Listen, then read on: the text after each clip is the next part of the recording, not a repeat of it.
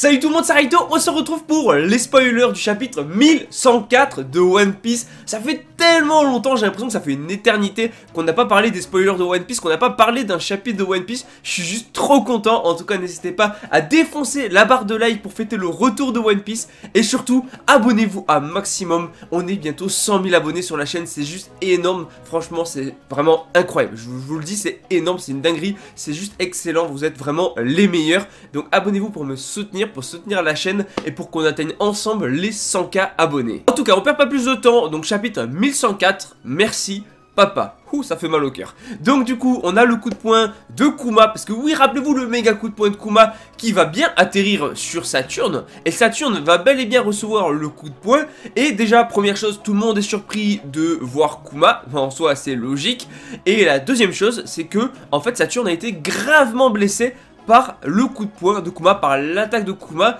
ce qui fait qu'il a carrément perdu un membre. Alors on ne sait pas pour l'instant si c'est un bras, une jambe ou autre chose, il faudra voir quand le chapitre sortira, mais il y a des chances que ce soit un bras ou autre chose, mais en tout cas, voilà, on a quand même Kuma qui vient de frapper Saturne et de lui faire perdre un membre, alors que Saturne c'est le gars hyper puissant qui a paralysé tout le monde. Autre information, c'est une dinguerie, mais Kizaru se réveille, il peut à nouveau bouger et il attaque les chapeaux de paille, et non pas Saturne. Voilà, on y arrive. Kizaru, le traître, pas le traître, ben en réalité, là, il attaque les chapeaux de paille. Et donc en gros, ben, il a pas l'air d'avoir retourné sa veste.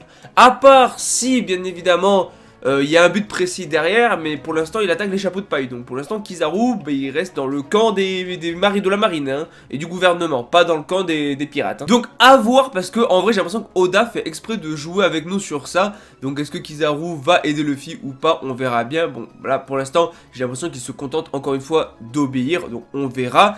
Et en tout cas les chapeaux de paille peuvent maintenant bouger, puisque forcément Saturne a été démoli et va d'ailleurs tenter de riposter. Donc forcément en subissant les dégâts ça a annulé l'effet de son pouvoir, et donc du coup bah, les membres de l'équipage de Luffy et tout, même sûrement Vegapunk et tout, peuvent de nouveau bouger. Et on a la marine qui se prépare à attaquer, ou même à détruire carrément Egghead. Ça c'est excellent, oui la marine est là, là ça va être une folie. Cette fin d'arc, je pense qu'on s'en souviendra pendant très longtemps, parce que je pense qu'elle sera marquante. En tout cas j'espère, parce qu'Oda a un potentiel de fou avec cet arc là, et pour moi c'est l'un des meilleurs arcs de One Piece, donc il y a un potentiel derrière.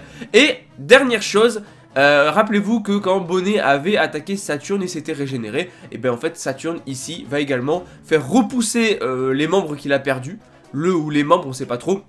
Donc on va faire repousser la partie qu'il a perdue et il se rétablit. Donc en gros c'est un monstre de puissance. Je sais pas comment ils vont pouvoir le vaincre. Il y en a encore 4 autres comme ça derrière. C'est incroyable. Je ne sais pas comment ils vont faire vraiment. Je sais même pas s'ils vont tous combattre. Aussi bien ils combattront tous pas dans le manga, mais vraiment là c'est une dinguerie. Le gars vient de prendre le coup de poing de Kuma et en fait il a perdu un membre, il peut se régénérer. Donc soit son pouvoir a une limite, donc du coup il y a quand même un point faible à ce pouvoir, ce qui serait logique. Soit le gars, enfin déjà de base il est quand même ultra cheaté de pouvoir se régénérer à l'infini, ou alors faut le détruire entièrement d'un coup peut-être.